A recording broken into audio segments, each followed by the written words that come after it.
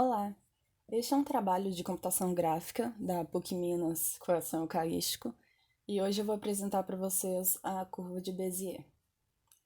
O trabalho foi desenvolvido em HTML utilizando JavaScript para poder realizar as funções da curva.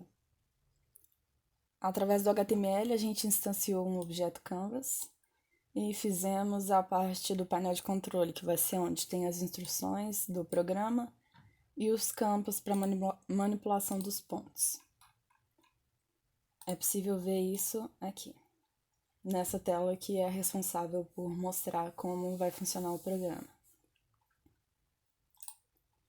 Nós temos dois arquivos, o index.html, que é exatamente esse arquivo que eu estou mostrando para vocês, o responsável pela parte HTML estética da página, e o curva.js, que é a parte responsável pelo JavaScript, onde toda a magia do programa acontece. Primeiramente, a gente tem que fazer uma função para poder pegar os cliques que vão ser dados na tela. E aí a gente tem a função getClick, que vai ser movida através do evento do clique do mouse, para poder fazer isso. Ela vai pegar os cliques e armazenar em um objeto que foi instanciado como uma lista vazia anteriormente. E vai armazenar nesse objeto a posição X e a posição Y que foi clicada do mouse. Após isso, ela guarda os valores da posição X e Y no input do ponto, do respectivo ponto. E conta a quantidade de pontos que já foi armazenada, porque o máximo que a gente pode armazenar é 4. E isso eu vou explicar posteriormente, quando eu for falar da função de Bézier. Quando ela registra o primeiro clique, ela já chama a função plota.ponto, que é responsável por marcar na tela onde que o usuário realizou o clique. E caso a quantidade de clique do meu objeto clique for 4, que significa que ele preencheu os 4 pontos necessários, ele desenha a curva. Essa aqui é a chamada do evento, que eu estou pedindo para o Canvas adicionar um evento de clique, perceber quando o usuário clica dentro dele. Essa é a minha função plota.pontos, que é a responsável por marcar os pontos clicados pelo usuário. Atualmente está marcando de vermelho. E aí ele desenha um quadrado de tamanho 5 na tela para poder marcar onde foi que o usuário clicou. Aí nós temos essa função muda-ponta. Essa muda-ponta é a responsável por alterar a posição do ponto caso o usuário escolha posteriormente, que vai ser exatamente nesse pedaço, dado os pontos, caso o usuário queira modificar a posição do elemento Y, do eixo Y no ponto 1, basta ele trocar aqui e o ponto é modificado na tela.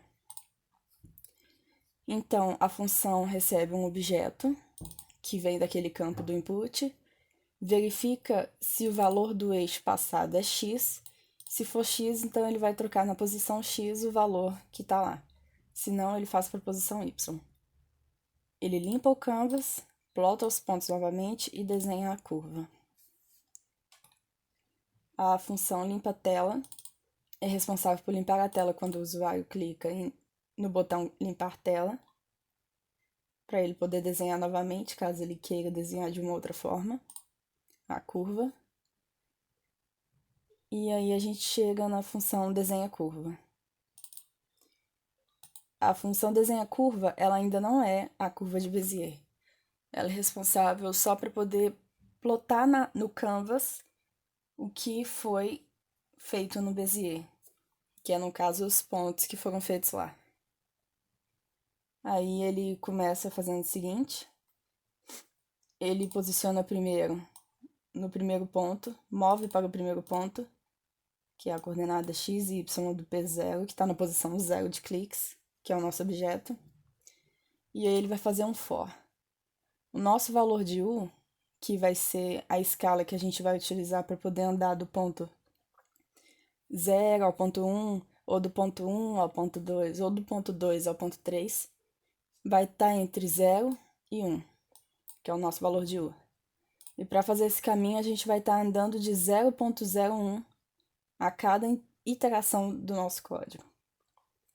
Para cada valor de u, então, ele vai chamar a curva de Bézier, que, como vocês podem ver, as posições que vão ser passadas como parâmetro para a nossa função é o P0 na primeira posição, P1 na segunda, P2 na terceira, P3 na quarta, o nosso parâmetro u e o nosso ponto final que vai ser preenchido, ou modificado caso ele já esteja preenchido. Após isso, a gente vai desenhar uma linha que vai plotar para a gente o ponto final e o ponto inicial. E depois vamos dar um context.stroke, que vai ser responsável por printar no nosso canvas o que foi desenhado.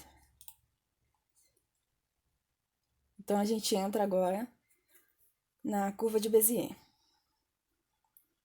A curva de Bézier funciona o seguinte. No caso, essa que foi desenvolvida, ela é uma curva cúbica. Curva de Bézier é a cúbica que nós estamos fazendo, pois ela suporta 4 pontos de controle. O ponto zero é o ponto inicial.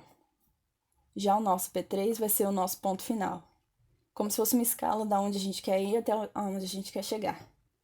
O nosso P1 e o nosso P2 vai ser utilizado como ponto de controle, para controlar a curvatura da nossa curva, como se fossem as nossas tangentes. O nosso U vai ser a escala que a gente vai andar de um ponto até o outro. E o nosso P final vai ser o ponto que a gente vai adquirir a partir dessas interpolações.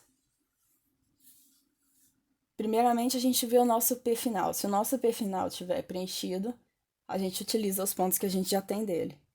Se não, a gente utiliza um objeto vazio. Aí começa o nosso cálculo. O cálculo do x no P final é a mesma coisa do cálculo para o y. A única coisa que muda vai ser os eixos que a gente vai trabalhar. Como a nossa função é cúbica, nós vamos estar trabalhando com um número elevado ao cubo. Essa função ela funciona da seguinte forma. Dado 4 pontos, eu vou calcular a interpolação entre esses 4 pontos. Eu vou fazer a interpolação do ponto 0 ao ponto 1, do ponto 1 ao meu ponto 2 e do meu ponto 2 ao meu ponto 3. Após ter feito essas interpolações, vão surgir retas entre cada ponto desses que eu falei anteriormente. Após surgir essas retas, eu vou fazer de novo interpolações, só que agora entre as retas geradas por cada ponto. No caso, se a gente fosse denominar, seria a interpolação da minha reta E para minha reta F e da minha reta F para minha reta G. Surgiriam mais 2 novas retas entre as anteriores que eu já tinha. Feita essa interpolação, eu vou fazer novas interpolações, que vai da minha reta H para minha reta I. E por último, eu vou ter a interpolação desses meus 2 pontos, que vai ser o H e o I. O que está sendo feito aqui, nessa equação, é exatamente isso, só que ele está levando em consideração todos os pontos. P0, P1, P2 e P3. Nós vamos precisar de fazer essas operações para o eixo x e para o eixo y até que termine a iteração do for. Quando o nosso for terminar, significa que o valor de 0 é como se a gente estivesse saindo do ponto 0, do P0. E o valor do 1, como se a gente tivesse alcançado já o P3. Então, quando a gente conseguir que o valor de U seja igual a 1, significa que a gente conseguiu fazer o caminho de P0 até P3. Vamos mostrar na prática. Funciona da seguinte forma na maneira. Dado 4 pontos, P0, P1, P2, P3. Esse foi o caminho da interpolação entre eles. Caso a gente queira modificar um ponto, por exemplo, vou colocar o ponto P1 para o topo da tela, na posição X. e na posição Y. A gente consegue ver que muda totalmente a estrutura da nossa reta.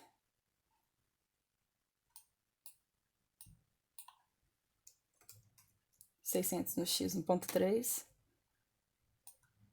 e 100 no eixo Y. A gente já consegue uma curvatura mais elevada.